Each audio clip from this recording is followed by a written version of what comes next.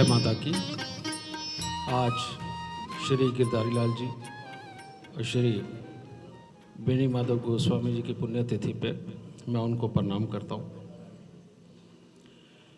और जो मेरे यहाँ बड़े बैठे हैं इनको भी प्रणाम, और जो मेरे अपने बैठे हैं उन सबको प्यार। बेनी माधव जी ने लाल किताब के लिए ऐसा काम किया है जो उस वक्त में किसी और ने नहीं किया था। लाल किताब के बारे में पूछा जाता था कि लाल किताब क्या है। उसका कारण ये था कि जिस भाषा के अंदर पहले लाल किताब छपा करती थी वो पंजाब के अंदर रहने वाले कुछ लोगों के लिए तो ठीक था, लेकिन पंजाब से बाहर उस भाषा को जानने वाले पढ़ने वाले कोई नहीं थे।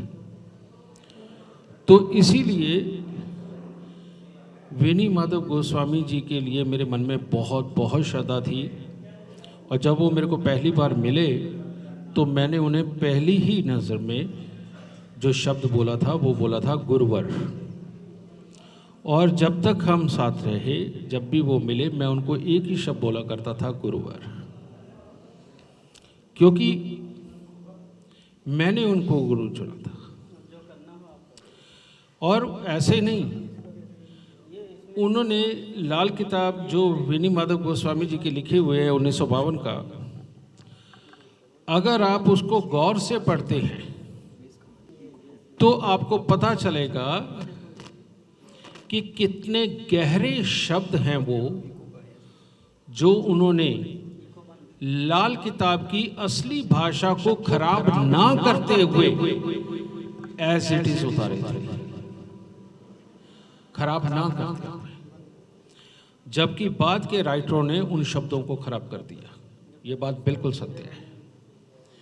और आज भी जब मैं अपनी डीप स्टडी में होता हूँ, जब कोई बहुत ही गहरी चीज़ें मुझे खोजनी होती हैं, मैं यही बेनी माधव गोस्वामी जी की 1952 की जो इनकी ट्रांसलेशन है, मैं इसी को पढ़ के उनमें से वो चीज़ें निकालता हूँ। ये इतनी बड़ी किताब है। और ये परमात्मा की दया है, माता रानी का आशीर्वाद है, भोलेनाथ का ज्ञान है, गुरुओं की कृपा है कि जिस तरह से मुझे लाल किताब समझ आती है, आज उसका आपको छोटा सा एग्जाम्पल बताता हूँ। जब शुरुआत में हम मिले गुरुओं के साथ, रिपु भी वहीं थे, तो वहाँ मुझे कुंडली देखने का सौभाग्य मिला उनका। तो वहाँ पर उनकी कुंडली के अंदर मैंने केतु 3 को देखा। तो वहाँ से एक पता चलता है कि डेडिकेशन कितनी है। कहने का मतलब ये है कि केतु 3 की प्रेडिक्शन लिखी गई है कि यह आदमी दिल का साफ होगा, हर किसी के सुख दुख में जाकर के पहले खड़ा होगा, सब कुछ होगा, लेकिन जुबान का थोड़ा तीखा होगा। तो ये बात सत्य है। तीसरा घर ही हमारी राइटिंग का भी घर है। और उन्होंने लाल किताब लिखी और पूरी डेडिकेशन के साथ लिखी, क्योंकि केतु 3 वाले जिस चीज़ के पीछे पड़ते हैं उसे एंड तक करते हैं। वो बात अलग है कि केतु जब 3 में हो, राहु जब 9 में हो, शनि बहुत जबरदस्त फल देता है। लाल किताब के अंदर लिखा गया है कि राहु जिसका 9वें में हो और वो शनि के काम करे तो उसका बेड़ा अपरंपार होगा, यानी पार उतरेगा। अब हमारे गुरुवर ने काम तो शनि का ही किया, काली स्याही का, लेकिन हुआ क्या कि काली स्याही के साथ में चंद्रमा मिक्स हो जाता है। क्योंकि जब भी चंद्र और शनि का मेल होता है और वो खराबी दे रहा हो किसी घर में बैठा हुआ, हम काली स्याही मंदिर में रखवाते हैं या जल प्रवाह भी करवाते हैं कई बार। वो सिचुएशन बेस्ड है, मंदिर में कोई नुकसान नहीं। तो जब शनि ने फल देना हो, लेकिन शनि के अंदर जब हम चंद्रमा की मिक्सिंग कर देते हैं तो ये धन के मामले में थोड़ा कमजोर कर देता है, बाकी सारी चीजों में अव्वल रखता है, क्योंकि उसमें शनि होता है। तो मैं ये तो नहीं कहूंगा वो धन के मामले में कमजोर थे, लेकिन जितना उनको फलना चाहिए था उस कदर तक वो नहीं फला, इसीलिए शायद उनकी मेहनत आम इंसान से 10 गुना ज़्यादा रही। ये भी बात सत्य है, उन्होंने बहुत मेहनत करी। तो लाल किताब एक एक चीज को बहुत ही गहराई से समझाती है, एक एक चीज को। और इसके अंदर ग्रहों की प्रेडिक्शन एक अलग चीज है। कौन से घर के अंदर कौन सा ग्रह बैठ के क्या देगा, ये एक बहुत अलग चीज है। या मैं यूं कहूं कि ये पढ़नी तो जरूर चाहिए, लेकिन इसकी प्रेडिक्शन नहीं करनी चाहिए। जो भी ग्रह जिस भी घर में बैठा है वो पढ़ना जरूर चाहिए, लेकिन उसकी प्रेडिक्शन नहीं करनी चाहिए। कारण ये है कि प्रेडिक्शन बनाते हैं योग,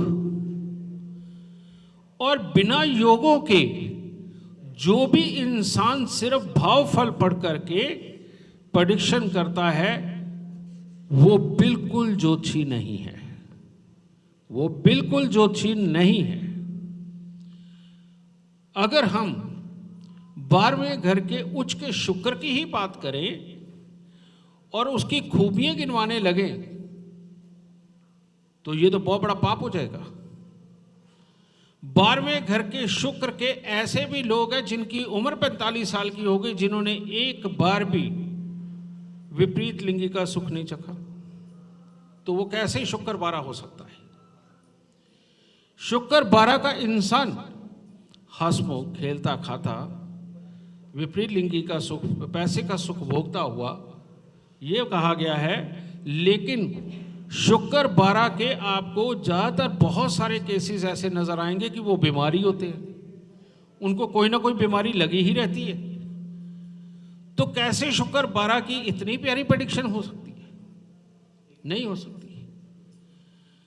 शुक्र 12वें घर में हो और दूसरे और 7वें घर के अंदर कोई ग्रह ना हो, लाल किताब के अंदर एक ही लाइन आती है कि शरीर मिट्टी होगा।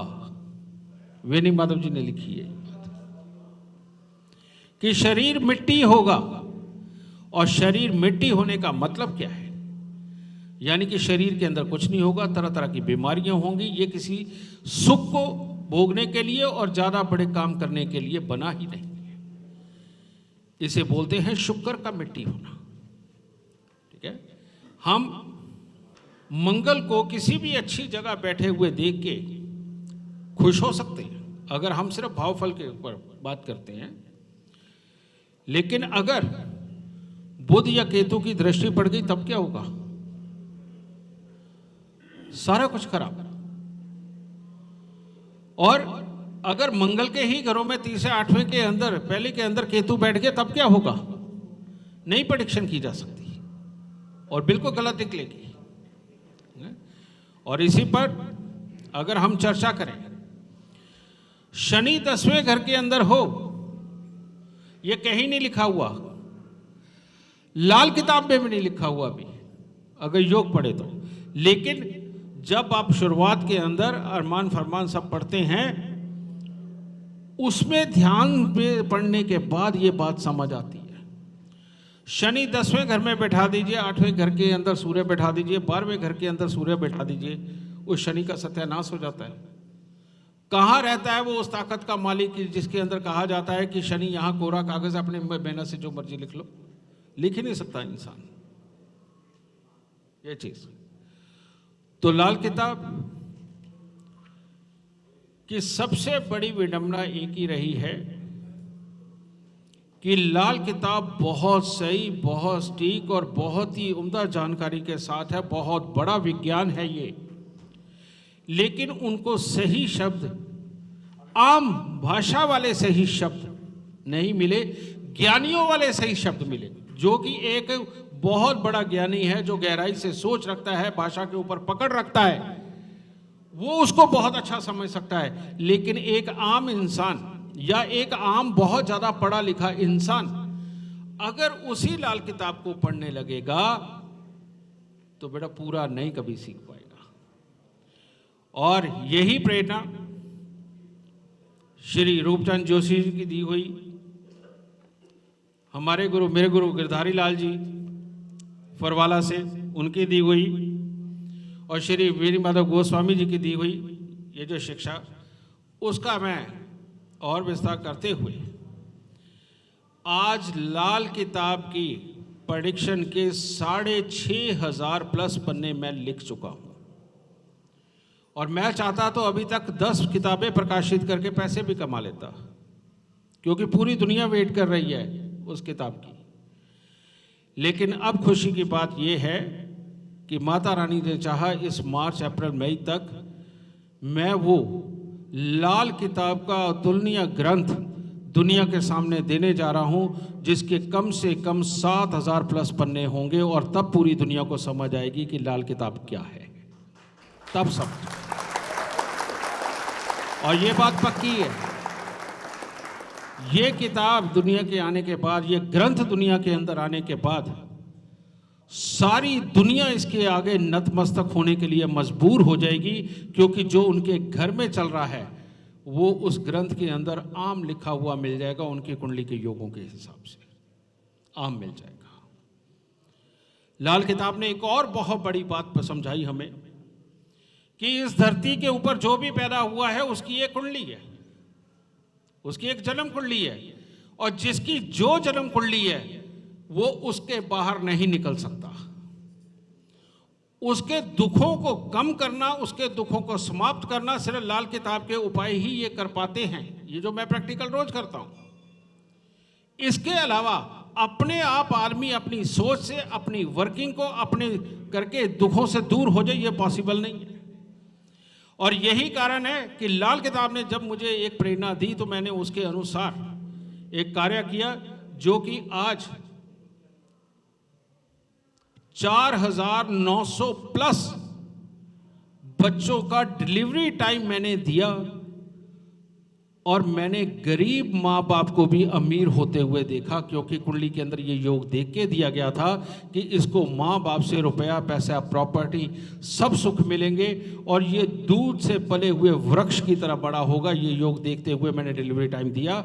आज वो 4,900 प्लस फैमिली पूरी खुशी मनाती हैं, पूरी खुशी मनाती हैं।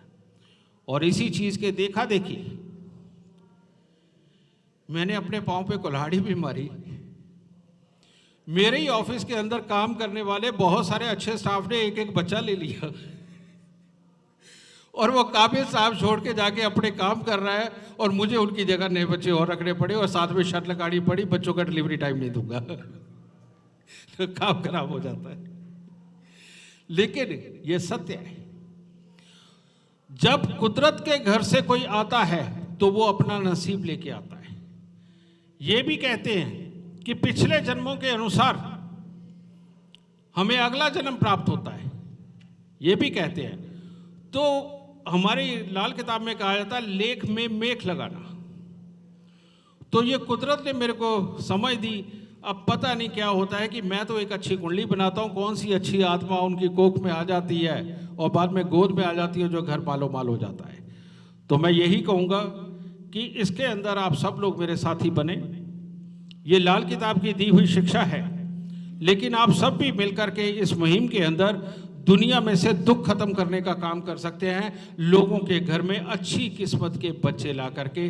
भाई यही हमें करना चाहिए, ताकि जितना ज़्यादा संभव हो सके लोगों के घर में खुशियां फैले, सुख आए, दुख दरिद्र दूर जाए, और हमारे ज्योतिष का नाम पूरी दुनिया के अंदर गूंजे, और सब लोग कहें कि वाकई में ज्योतिष में बहुत ताकत है और उससे सब कुछ संभव है। जय माता।